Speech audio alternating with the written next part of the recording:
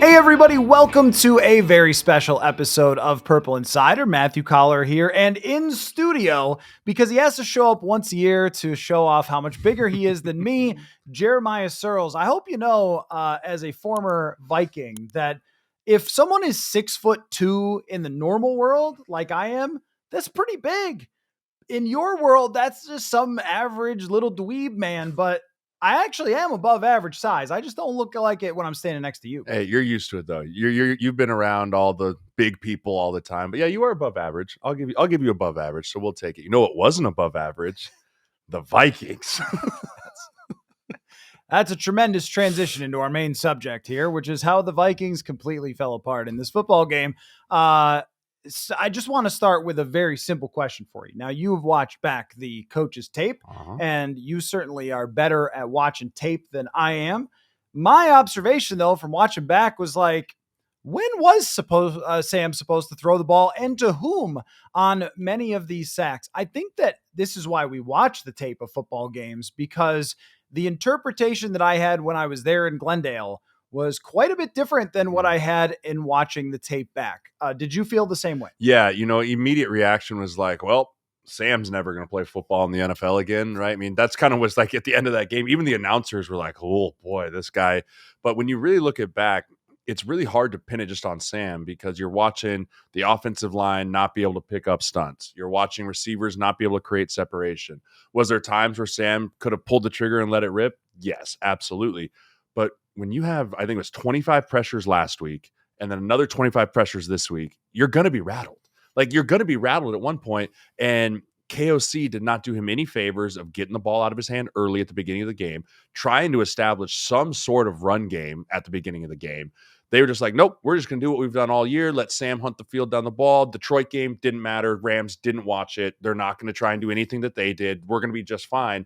And it is everyone is to blame for this. You can always pin it on the quarterback. That's the easy thing to do, but everyone is to blame for this loss. I think when we look around the league and we see someone like Lamar Jackson, we see someone like Josh Allen, and we go, well, those guys are kind of impervious to almost anything. So that's what quarterbacks should be. But there's also a lot of examples in the playoffs year after year of a team just straight up trouncing another one in the trenches, and there isn't a whole lot that the quarterback could do. And I guess the natural next question is, after we break it all down and we see, well, Cam Robinson had 12 pressures allowed and the interior struggled, and guys also weren't getting open, which is another part of it too. And Sam missed some easy throws. He is always and forever going to try to escape the pocket backwards, which makes 5-yard sacks into 15-yard sacks. And so everyone is responsible, but only really one of these players has a big decision about them in the offseason. So my question to you, I love to make you put percentages and meters on stuff.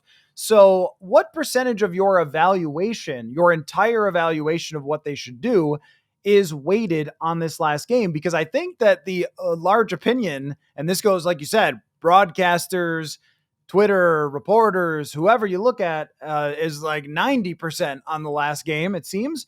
I wonder what your percentage is. It's not as much the last game. I'm putting about 30 to 35% on the last two games, right? Because I count Detroit as a playoff type atmosphere, right? That was a playoff game. You're playing for the number one seed, right? A ton on the line. Obviously, it wasn't win or go home, but I'm putting that game and this game of you separate the greats in the quarterback world as, do they have Super Bowl rings? How many playoff wins do they have? What do they do when it's absolute nut cutting time and everything's on the line? That's where you're like, there's the GOAT, right? Tom Brady, there's the GOAT, right? There, Lamar Jackson folds in the playoffs, even though he's got two possible MVP back-to-back seasons. So when I look at the body of the whole, yes, you can look at what Sam Darnold did during the season and go, man, that was great. Wow, he's playing as a top 5 quarterback at one point in this time. But when everything was on the table and all things were equal, and when you get in the playoffs, what you did to get there no longer matters, and it starts to fold like that, you're absolutely losing money. You're losing money. And I mean, whether it's did you go from 40 to 35 or 40 to 25, that's going to be fully dependent on the team that takes him. But I'm no longer viewing Sam Darnold as the answer at quarterback for the Minnesota Vikings like I was maybe 4 weeks ago, right? And that is just that you're only as good as your last at bat in this league. That's just how it works. You can have a tremendous first half of the season. You crumble in the back half, no one's going to point and be like, oh, but he did really good weeks 1 through 8. It doesn't work like that. So I put a ton on, like 35% of my evaluation for the future of Sam Darnold on these last 2 games. I think that's completely fair and unfair at the same time. So it is completely fair because they're trying to win a Super Bowl. Mhm. And if the goal is for next year to try to win a Super Bowl, it's harder to do or hard to repeat 14 wins again, and to have a defense of this caliber and get everybody healthy on the defensive side and perform at the way that he did. It's so far above his career that you have to factor in there might be some regression for him, or other teams have figured out certain things that he doesn't see well or how to deal with him in the KOC offense. There's the other part that says, well, actually, Kirk was better in the second year of the KOC offense, so maybe there could be some growth there for Sam Darnold. And KOC sort of hinted at that. He said, well, he's only 27. I was like, yeah, 27 is not that young now at quarterback. But the point that I want to make, though, is that Matthew Stafford won a playoff game against the Vikings. Mm-hmm. That was only the second time he's ever been to the playoffs and won a game. And the other time he won 4 and went to the Super Bowl and won. There's that great stat where Eli Manning, I believe, is 8-4, and all the wins are in 2 years. And Eli Manning was the same sort of deal. It was you're a choker, you can't win the big one, and then you can't until you do. So historically, I don't think that weighing everything on a playoff game is really a good way to decide whether a quarterback is good or not when you got outcoached. At the same time, most of those teams historically had to stay with their quarterback because they didn't have any better options. And they also didn't have potentially trade return, salary cap return, which really brings them to how confident are you that JJ McCarthy can step into those shoes? And then where do you set your expectations if you're going to? Because to me, all right, they won 14 games, but if we're doing the Vegas line for next year, and I know that McCarthy's starting and has never played before, I'm putting it at like 8.5. Yes. Right? So are they willing as an organization to say, yeah, we won 14 games, but we're okay with being the 7 seed next year, or taking a step back and even missing the playoffs in this division if the Bears get better, to develop JJ McCarthy for next season? Or do they think that they can spend so much money and have so many free agents come in that McCarthy will be in a cocoon of excellence and coaching, which I think you have to believe in KOC's impact on the quarterbacks? I mean, that's really what the decision comes down to, is what's your level of confidence that someone who's never played before can step in with KOC and just take off because he's going to have a really good supporting cast. Yeah, I agree with all your points. The really hard part about trying to figure that out now is it's not even like JJ McCarthy played this year in practice, right? I mean, it wasn't the comment of Mike Zimmer with Kellen Mond. We're like, I've seen him every day in practice, right? We have not seen JJ McCarthy throw a football since August. And so now you have to try and make these decisions off blind projection, right? Hey, we saw it for one game in a preseason and everyone lost their minds, and we lost our minds included, like, oh, shiny new toy. We got something here, boys, right? And now you have to go, okay, shiny new toy, first round draft pick, what we hope and what we believe is a consistent quarterback. If we're going to look at the body of the whole from this season, what is the risk reward for each?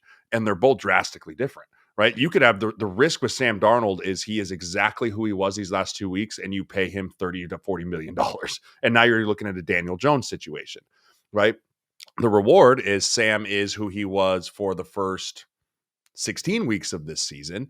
And now you're setting yourself up for another double-digit win season, a chance to run at the playoffs like you just lined up.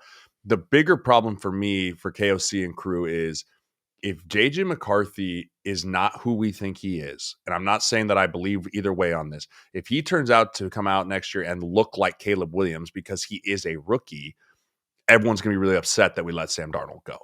And so you have to make the decision kind of right now. I don't think you need to draw this process out, right? If you want Sam Darnold, I think you start contract extensions right now. The longer you don't start contract extensions with Sam, the more jaded he's going to feel, right? And then there's going to be a little more drama. If you make the decision right now, hey, we're sticking with Sam because we want to go win a Super Bowl in the next 2 years, then we go for it. If we think, hey, we can bring JJ in and still win a Super Bowl in the next 3 years, then you go with it. It's really just going to be dependent on what you really believe in the quarterbacks that you've seen, but you're blind projecting JJ McCarthy. but the nightmare of the skeletons in Sam Darnold's closet are equally as scary for me. Folks, I found something that I didn't even know how badly I needed. It's called Rocket Money. Like everybody else, I've got so many subscriptions to different apps and websites that I couldn't keep them all straight, and it takes forever to try to figure it out unless you have Rocket Money. What Rocket Money does is organizes all of my subscriptions into one place and allows me to cancel the ones that I'm not using. No more hunting all over the place for things I'm subscribed to or getting charged for things I'm not using. I know I'm not alone in this because I learned that 85% of people have at least one paid subscription that is going unused each week. That's a lot of money being spent on nothing. With Rocket Money, you can also easily create personalized budgets with custom categories to help keep your spending on track. See your monthly spending trends in each category and know exactly where your money is going. Get alerts if bills increase in price or there's unusual spending activity or if you are close to going over budget. So you're going to want to check out Rocket Money. It is a personal finance app that helps find and cancel unwanted subscriptions, monitors your spending, and helps lower your bills so you can grow your savings. Rocket Money has over 5 million users and has saved a total of over $500 million in canceled subscriptions, saving members up to $740 a year when using all of the app's premium features. Cancel your unwanted subscriptions and reach your financial goals faster with Rocket Money. Go to rocketmoney.com/purple insider today. That's rocketmoney.com/purple insider. Once more, rocketmoney.com/purple insider. I have to just stop and marvel at where we've come in the last 2 weeks with this conversation because look, I mean, this is why I always say we change as the information changes because and going into the playoff game, one thing that I talked about is how the season ends always shapes how you feel about everything and anything. And that's also gone for some high moments with this team. Even with Mike Zimmer 2019, the ownership made its call based on the fact that they out-schemed Drew Brees and won that game. And it was the wrong call for both to bring the quarterback and the head coach back. But they were like, we now know Kirk can win the playoffs. It's like, oh, they won a coin flip and he made a great throw to Adam Thielen and Kyle Rudolph didn't get called for pushing off and you win a single game. And then that changed the course. But I could also see, because the ownership will be involved in this decision, them saying, look, we just had the same thing happen that happened with Kirk and you didn't want to pay for it. Why would you pay for it now? But it was different. They outscored opponents by 100 points. And Darnold played really, really well for the entire season. I mean, sometimes when I see the dialogue about this, I'm like, was I dreaming? Should I not take these trips to road games to watch Sam Darnold throw a 40-yard touchdown to win a game against Seattle because it's all just not going to matter and I should just maybe cover the wild card playoff round because that's the only way we're going to do this? I mean, there is a big sample, 102.5 quarterback rating, 35 touchdowns, 14 wins. These things don't just like come out of thin air. And I think that Kevin O'Connell also has to take a look at himself in the mirror for Sam Darnold's performance as well. And I wonder how he'll come out of it. If he's going to come out of it and go, I let him down.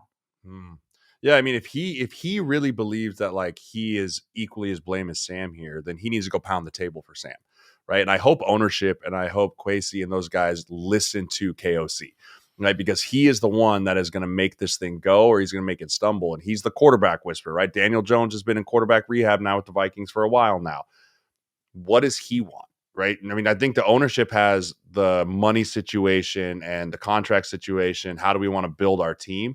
But at the end of the day, the head coach is the one that's going to talk to the quarterback about winning football games. Right. So he needs to make a decision of, hey, I think this is best for me and this offense going forward. And it's kind of an impossible position to really put him in.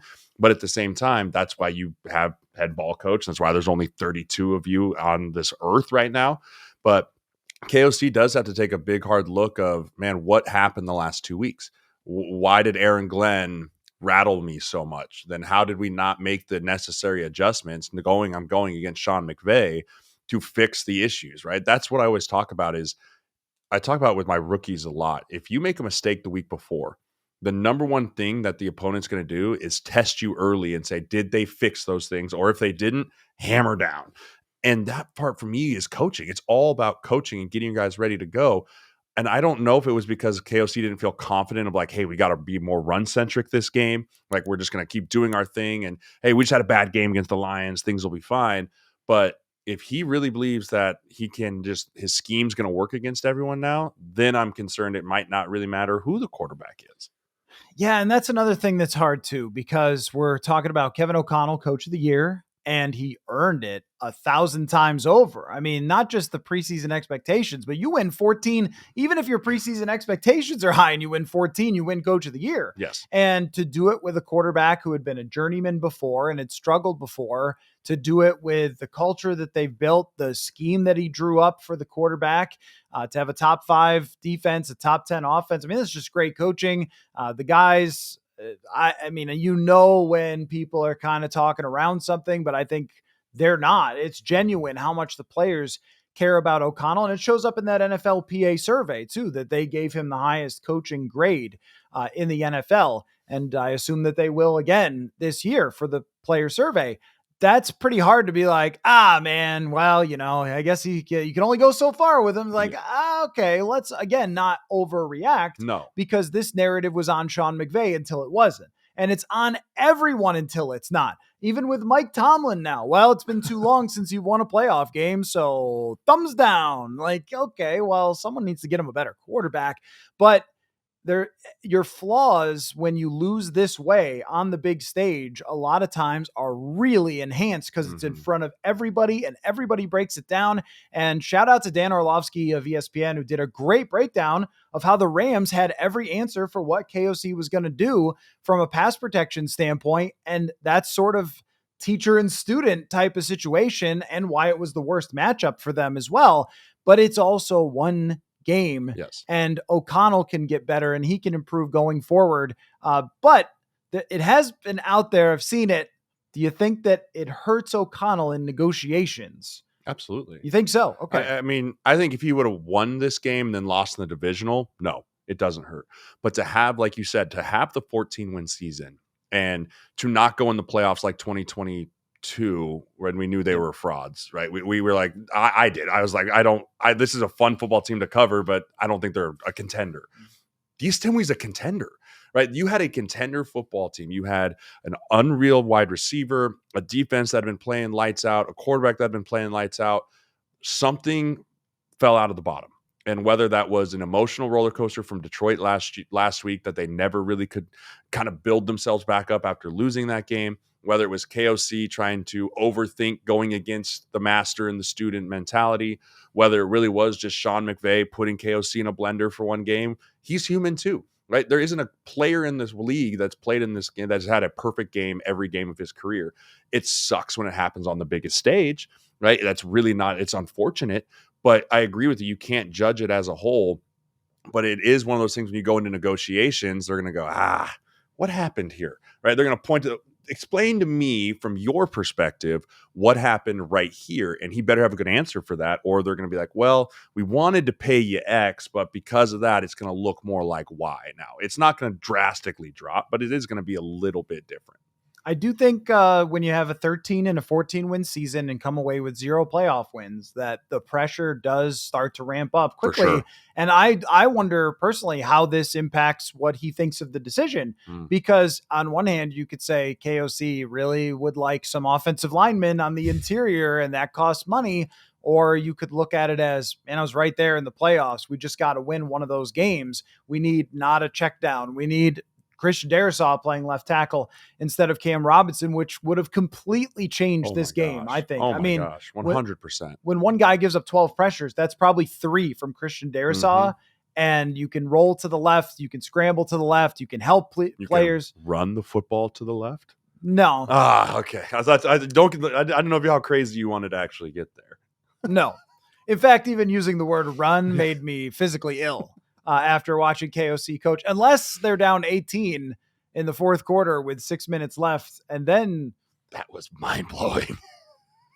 That one, I don't have an answer for that one. Like even Aikman was like, what what are we doing? And I was like, I'm so confused. Like this looked like let's run the preseason clock out and get to the regular season. This was one where you ever have a day where you stub your toe right out of bed and then the car breaks down and then you get to work and your computer melts and you got a virus and somebody's robbed your bank account. That was that football game. And that was just the cherry on top, you know? But I think from Kevin O'Connell's perspective, when you look around the league and look at coaching around the league, and you can guarantee that this is a top 10 coach in the league. Yes. And you look at the way other franchises have handled coaches like him. John Harbaugh is a good example.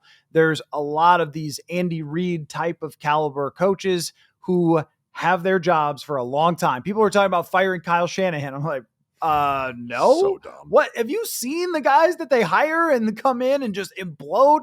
No, I don't think you want to fire Kyle Shanahan. The same way with Kevin O'Connell. This is someone you sign up for a long time. And if the biggest criticism is, man, when we win 13 games, like we screw it up. It's like, okay, you got teams out there that are hiring linebackers who just came off the field and now they're playing and they don't know how to coach anybody. Gerard Mayo, the poor guy, is like, why would you put him in that position? Or Antonio Pierce or whatever. You got so much ineptitude around the league. You got to make sure that someone who stabilizes your franchise and is truly a great front door for your franchise. You look at the way he handled the Kyrie Jackson situation and with so much care and empathy and the way he's connected with his quarterbacks and his leaders. And you're like, I can't let that man walk out the door just because of a playoff game. But I do think that if you don't look yourself in the mirror and you don't realize that playoff football is just different and you can't go in with the same stuff that worked in the regular season, that this is going to keep happening to him.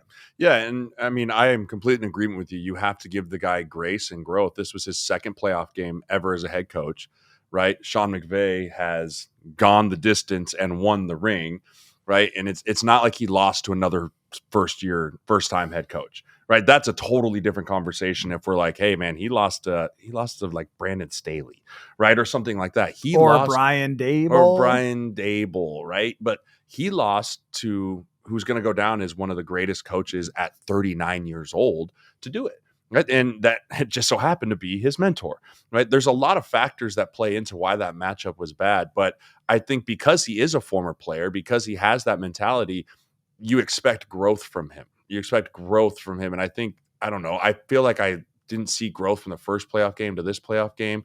Maybe a little bit, but it's one of those things where you just have to go, okay, what is my bar for KOC growth? What is my bar for how you go? The hard part's going to be, I don't think it's going to be 14 wins, right? I would be shocked if they replicated this season again next year, because when you win, it just gets harder, right? It just gets harder and it just gets harder. So next year, if all of a sudden we're a 10-win team, are people like, oh, Kevin O'Connell, what are we doing? Like, it can't be that way. It has to be. And that's where if I'm the Wilfs and I'm the organization, I am locking him up for a long time, right? Because again, this will all go back to our first conversation, who's the quarterback, right? You lock him up for a long time so that any direction you go, Sam Darnold, JJ McCarthy, there's at least one stability point in the center and he can keep everyone around, which you saw he was able to do last year when things weren't going great. This year when things were going great, like he can keep the base rallied. He just needs to be the focal point. So I'm extending him for 4 or 5 years at least. I totally agree. There is no reason to get rid of any coach that reaches a certain level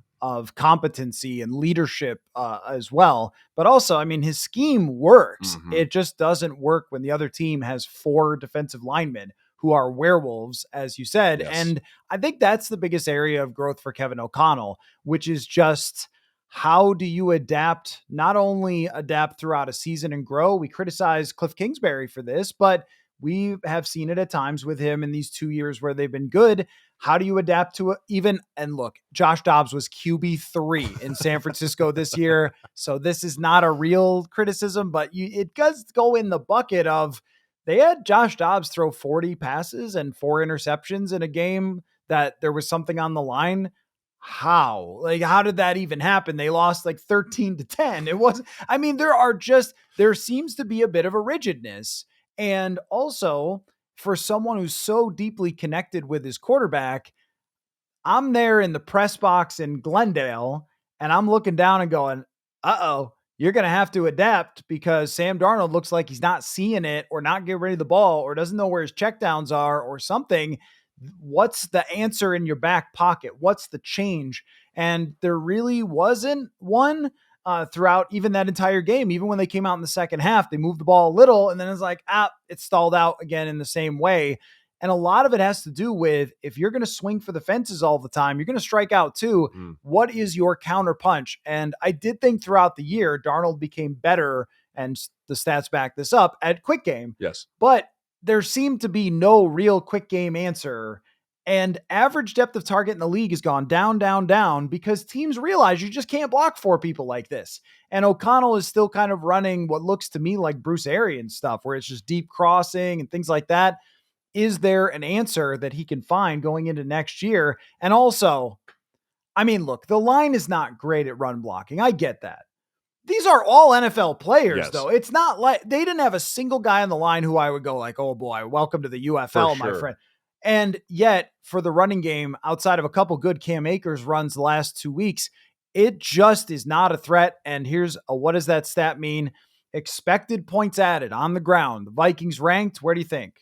30. 28. Close. Look, you can't keep running the same run game coordinator out there, right? Yeah. There has to be an answer here.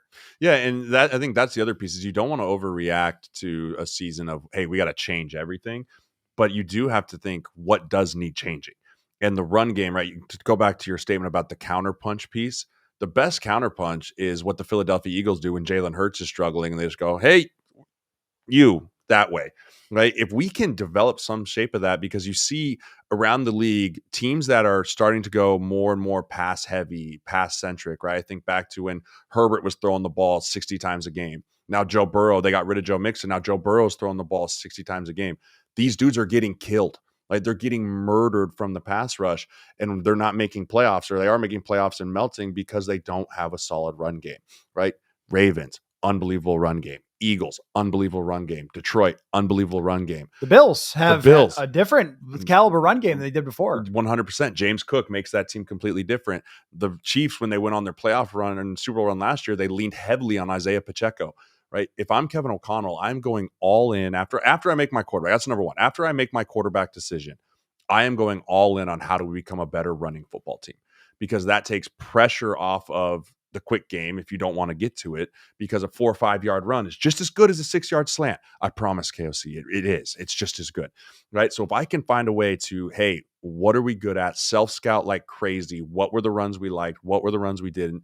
Let's go get a big guard in free agency. Let's go pay Trey Smith, right? Let's pay a guy to fix an issue, and then let's make him, hey, this is why we paid you. We're running the football behind you, right? That is the counterpunch that is missing for the Minnesota Vikings. And that is the counterpunch that if you can pair a devastating run game with Jordan Addison and Justin Jefferson and TJ Hawkinson, that's the lethal punch. You're not talking about like a Detroit offense with Jahmyr Gibbs and all those guys. Like that's what you need to be, because you have to keep up in your division. The Lions aren't slowing down anytime soon, right? And so if you want to keep up in your division, you have to get better at running the football. And I'm curious what he thinks that is, because we have asked about that for 2 straight off seasons, and Aaron Jones was the answer. He was, I think, 12th in rushing yards for this season. So he was a good running back, and yet it still felt like there wasn't much of a commitment to it. Mm-hmm. And they had to go out in the middle of the season and get somebody else to even be the backup, because I don't know, they didn't think of it in the training camp. They hoped Ty Chandler, even though they knew he wasn't somebody to lean on. There's just a lot of, and look, Dalton Reisner, I think, did a great job this year. For what he was asked to do, come off the bench, play a different position, much better than the other player who was there before. But that's a, $5 million free agent who was still available when they were just about to go into camp. I mean, that's not really what you're looking for there. And I'll say this, and I know you rep some interior offensive linemen, so this is my objective, unbiased opinion on this podcast. Guards' value is rightfully increasing because those dudes in the middle, outside of the Vikings, but a lot of teams, they're nasty. Yes. They are now getting guys, and I saw Kalijah Cansey. That guy weighs 275. but he's in there and he's getting in the backfield time and time again and making plays. And then you see the same thing from the Rams. They're not beasts. They're not like big, giant, hulking dudes who are stuffing gaps. They are getting upfield and making plays. That's a trend around the league. Rushing over the middle. You got to have, I think, higher intelligence guards than ever because things happen so fast with the games. And to be so short at that position for so long, I think that is a big, big area of investment. Now, my question to you is, where else do you think they would need to invest on this football team going in? Like, give me your offseason plan, and maybe you got to do one with Sam and one without Sam. But I think even if they franchise tag him, they'll push contracts down the road or whatever. Sure. So what is your biggest areas in this offseason? Yeah, well, knowing that Kevin O'Connell is an offensive-minded guy, my number one is going to be my interior offensive line. And he even mentioned that in his post-game press conference, right? We have to really – and that was the first time I've heard him actually like, you're all on notice, right? All of you. Rightfully so after you give up 9 sacks in a playoff game. So I'm evaluating the free agent market on, hey, can we get a guy like Trey Smith, right? Or is he going to be way too expensive for us? Who else is on the free agent market on that front? And then I'm also looking on the bottom tier free agents of we need depth, veteran depth.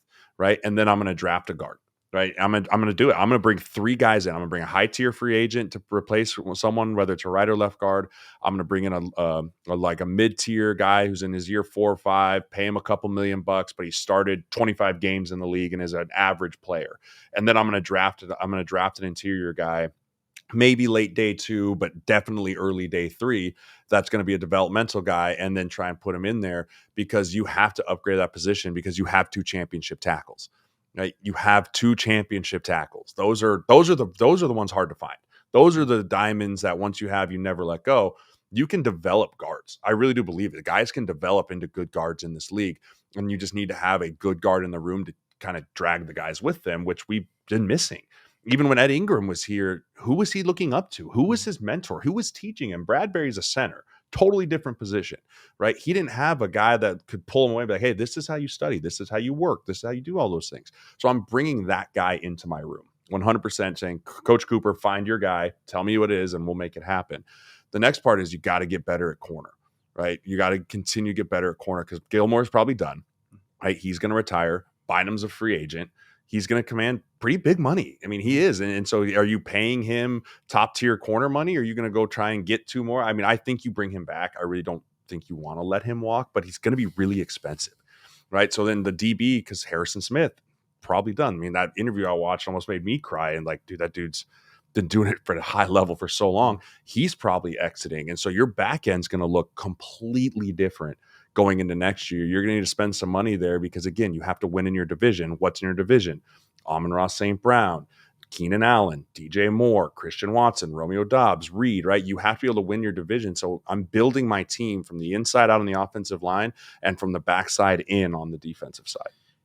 The Cam Bynum thing, I just sent a few texts to people. That's the best I could do with that. And just being like, am I wrong in thinking this dude could get paid? And I was hearing some pretty big dollar figures for him, not only just with his performance, and he's a good football player, but also all the vibe stuff matters to teams, especially if you're a struggling team with your culture and you want to bring in one of the smartest players, a guy who went to Cal and switched positions and then became this, and also somebody who seems to galvanize teammates and brings a lot of energy to your franchise. Like, there's a lot of stuff that you could bring with him. He's a great ambassador for a team. This team just happens to have 15 guys who speak well and who are great out in front of the public. You know, Hockenson, Jefferson, Grenard, everybody's good, but not every team really has that. I think they want somebody who could be a captain, and that's going to be worth paying for. And then you're looking at Dwight McGlothern, who hasn't played at all, Mekhi Blackman, who hasn't played in a year, and then et cetera in free agency. And then you got to teach them how to do it again. And there's just a lot of moving parts there that they're going to have on the defensive side. But I think that this team, always and forever, is going to be led with its offense. Yes. And where if Flores continues to be here, and we don't know what's going to happen, but if he continues to be here, you can ask Brian Flores to elevate what he's got and then put your money onto the offensive side. They've done that a lot, and they put the draft capital into Addison. They put the draft capital and money into Hawkinson. They paid Darisaw. They paid Jefferson. And now I think it's got to be a $20 to $25 million guard is your main priority, and figure out some of those other areas. Also with Flores, and it does matter if he stays or goes, because a lot of the development projects are his. Yes. We've seen Pace Jr. be a huge success. There's a bunch more. There's Jalen Redmond. There's Levi Drake Rodriguez. There's McGlothern, I mentioned. There's Theo Jackson, who had this great training camp, but just everyone stayed healthy, so he didn't play. But he gets a pick in the time that he does play. He's a good player, but you might have to rely on some of those guys to take a big step forward. And I also think, too, that just all credit to Jerry Tillery and Jonathan Bullard for the prices those guys were paid. They did a great job. It's an elite run-stopping defense. Well done. Great signings, great play. Bullard is one of those leader type of guys who is really intelligent, has been around the game. Somebody's got to get back there, though. Yeah. You can't just have to blitz from the middle all the time. There has to be an Oso Digizwa or from Dallas, or somebody who can get after the quarterback. And I think, and this is putting the cart way before the horse, but that's where I would have them drafting in the first round, is probably defensive tackle. 100%. Yeah, and it's a good defensive tackle class. It is. It's a really good defensive tackle class. So you kind of that's another piece to hit on. With needing to pay players to stay on your team, you have to hit in the draft. You cannot swing and miss on players this year. You just don't have that luxury, especially, I mean, you go the McCarthy or the Darnold chase, like you go Darnold, you're even having less money in free agency. The teams that usually win the Super Bowl have young players that are in their first or second years as major contributors, full-time starters, major contributors, knocking on the doors of Pro Bowl type caliber players. We have to find ways to do that with our draft class this year, which we've done at times. We've also taken some big swings and some big misses, right? So if you're drafting interiorly, right, you then are saying, okay, then I need Dallas Turner to really take the next step in year 2 here. We spent a first-round pick on you over Jared Verse, who just made us look silly for that. We need you to take the big jump next year. All you rookies, we need you all on the defensive side specifically to take the big jump next year, because we're going to need you. I am very concerned about what this defense looks like if Brian Flores leaves, because what we've talked about, right? He squeezes the sponge out of the guys like Bullard and, the guys like Tillery, and even some Ivan Pace when he was a undrafted free agent, right? You got the most out of that guy. If you bring another guy in, there's no guarantee he can do that again. So if Brian Flores leaves, my concern meter for this defense skyrockets through the roof. And I think if they want to continue to play the same way, Durante Jones has proven himself and worked with Flores closely, but it's not quite the same. And I think that, and that's not to disparage Durante. No. I think he's a guy who should be a defensive coordinator. He's done an amazing job with not a lot in the secondary. And we've seen players like Metellus and Bynum develop and grow underneath Durante Jones. So I think he's ready for that, but it's not quite the same as the continuity of having Brian Flores. And the other thing Flores is just so good at is player evaluation. And this is one thing I think a lot of teams forget about coaches, is they're like, well, this guy knows his X's and O's, but if he can't evaluate players, then you're going to have a lot of guys out there who can't do the things that your X's and O's-ing. And so far, Flores has been really masterful at discovering players' skills, putting them in positions to win. And even for someone like Dallas Turner, who didn't look really ready physically to be out there this year, finding a role for him down the stretch. He made a lot of plays for them.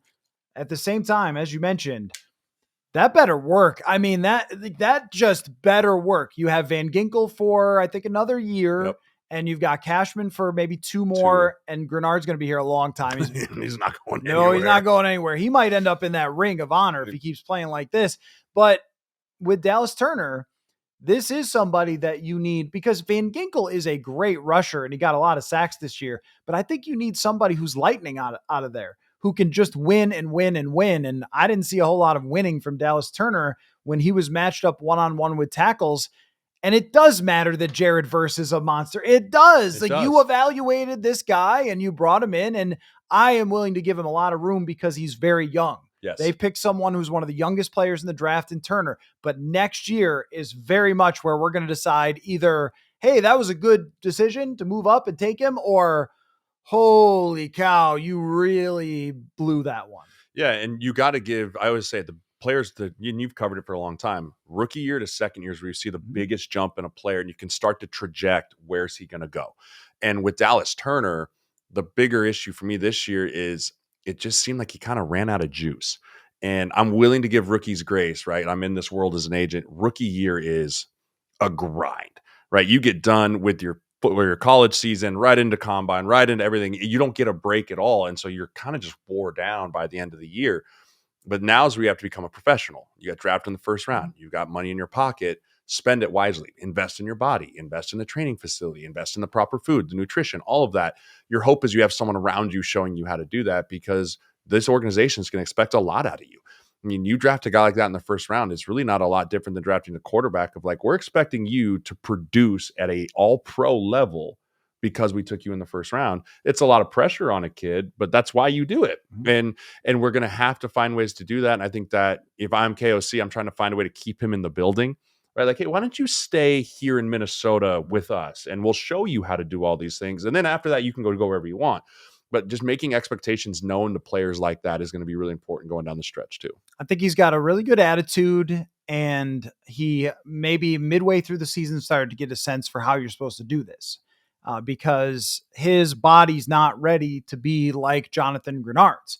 Now, Jonathan Grenard didn't become a superstar until he was 26. Mm-hmm. And then at age 27, now, holy cow, I mean, it didn't make all pro, but there's like, they give 2 out to that spot. It's just silly. But anyway, it's tough to make all pro there.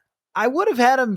Now, Van Ginkel was a great season. I would have had him above Van Ginkel, yes, probably for me, top 3 in the league in pressures. But just to look at those two, their lockers are close to each other. And you're like, okay, one of these guys is 27, has been in the NFL a long time. One of these guys is a rookie. There needs to be 20 more pounds of muscle put on Dallas Turner throughout this year. And I think he's got the right attitude to do it. And he's an intelligent kid. You think about what he went through to start the season, not only the draft process, but then a teammate of his died who he came in the rookie class, and they were teammates at Alabama. Yeah. So they were close. They knew each other. And then you go through that right from the start. And then also Brian Flores is saying, hey, by the way, I know you just rushed the passer all last year. Now you got to drop. And that is a whole different barrel of schemes and things that you got to know, that Van Ginkel was a 5th round pick and took 5 years to figure all that stuff out. So I'm patient when it comes to Turner, but also there's a lot of pressure on that draft pick, because you can't just sign whole teams every year and try to coach it up and get 14 wins. Because if one turns into Marcus Davenport, you're just screwed. Right. And all of them hit this year. That's hard to do. Let's talk about love to see it, hate to see it. I love to see the playoff matchups for this weekend. Sadly, I will be watching them the same way all of you will, and I will not be in Philadelphia. That's not the worst thing in the world. You won't be called dirty, dirty names by mean people. I'm going to tell you a secret. I like going to Philly. I just... yeah, because you're in the press box. But they do terrible things in the press box. Oh. And I think that's hilarious. Yeah, they bang on the windows. They were yelling at Rob Domofsky, who's a reporter for the Packers, because he's bald. They were like making fun of him. You're in the stands. Well, there. yeah, because wasn't that where they were making fun of Jerry Jones? Yes. Right, where they were all like, Jerry. Okay, you shouldn't ever do violent things toward people. No. Yeah, I remember when Elfline got hurt, they said terrible things to his parents. I get it.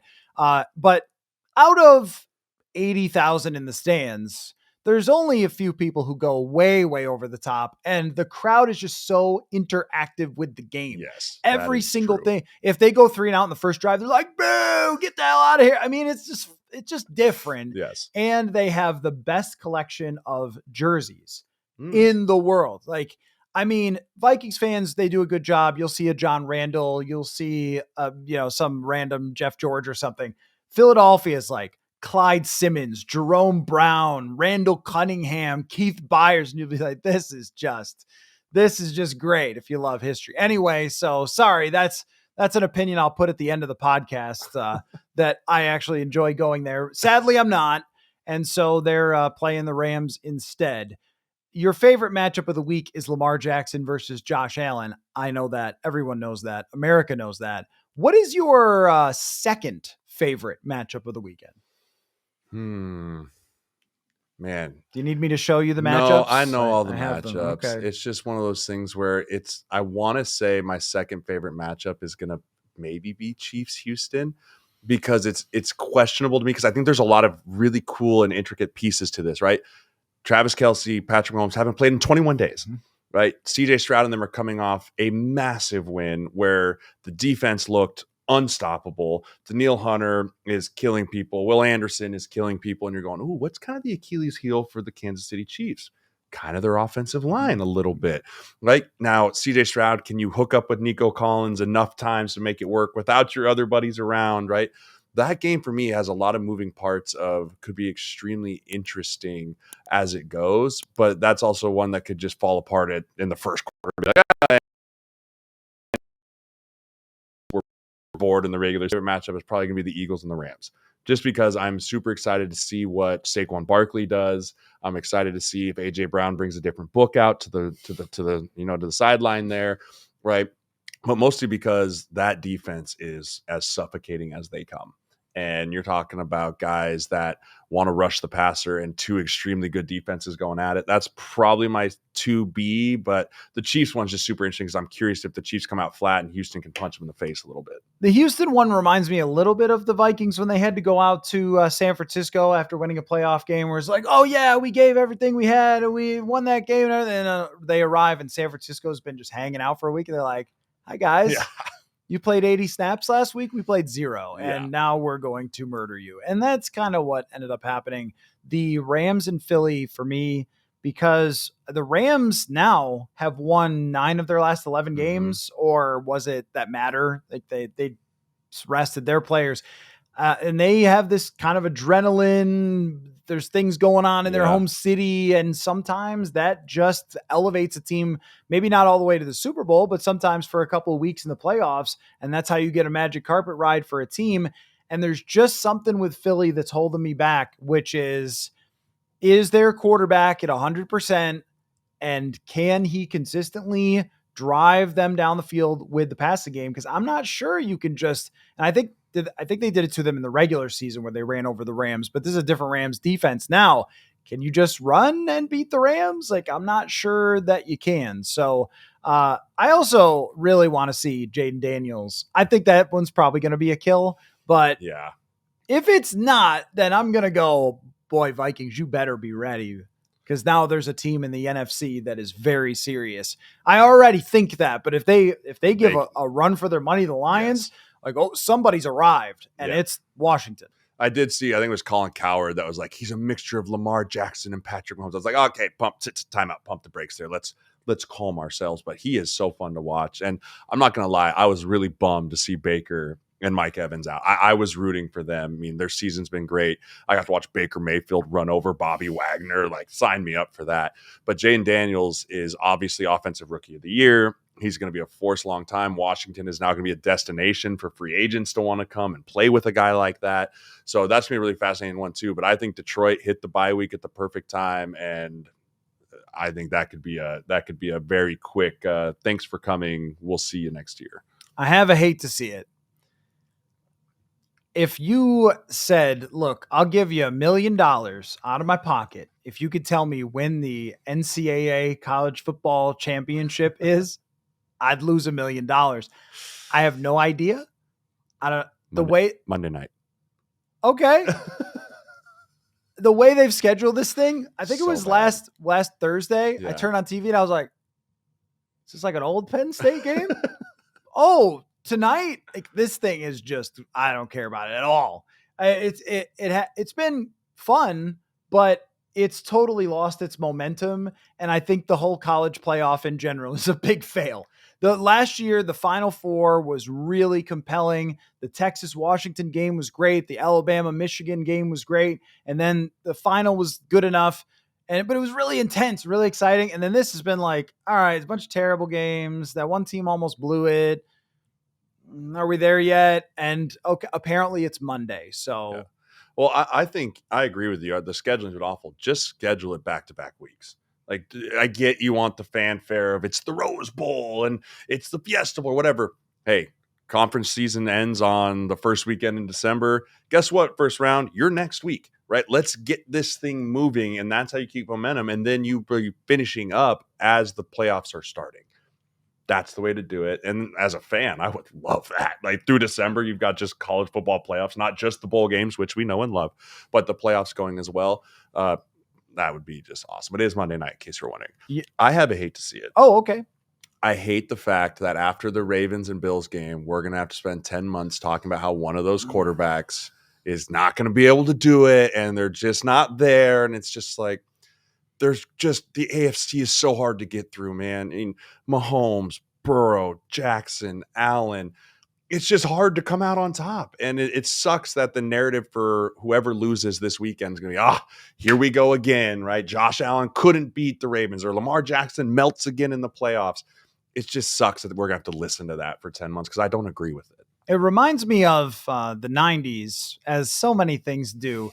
But remember, you had Marino, Kelly, Elway. Yep. The AFC was super stacked, and somebody would lose every time. And it was like, well, Marino can't get it done or whatever. He just, this is the greatest quarterback. And that is going to always follow whoever that is. Mm-hmm. And I mean, I think that the Bills are an ascending team overall because they were able to get through this kind of supposed to be sort of a reset year, but their quarterback is just shaped out of Thor's hammer or whatever. I mean, the guy's unbelievable. Yeah.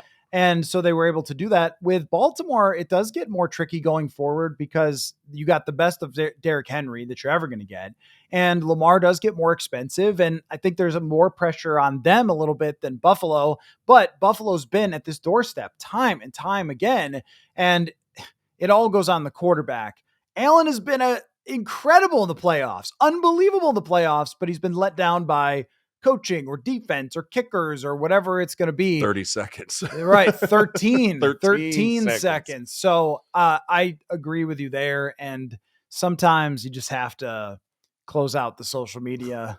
I watched the Washington and Tampa Bay game on a flight. So I wasn't looking at Twitter at all or any social media. And I was like, oh yeah, that's what this is like. Yeah. Just watch the game. No hot takes every 30 seconds. Just enjoy it. Not watching people fight with each other, try to, whatever, one up each other's outrage.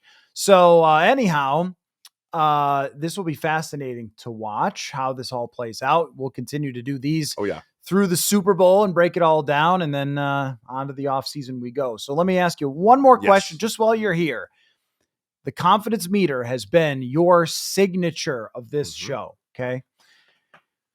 Confidence meter that the Minnesota Vikings will nail this offseason and go into next year feeling like, okay, they're in the great position and off we go, equal with Detroit, with Green Bay, ready to compete again.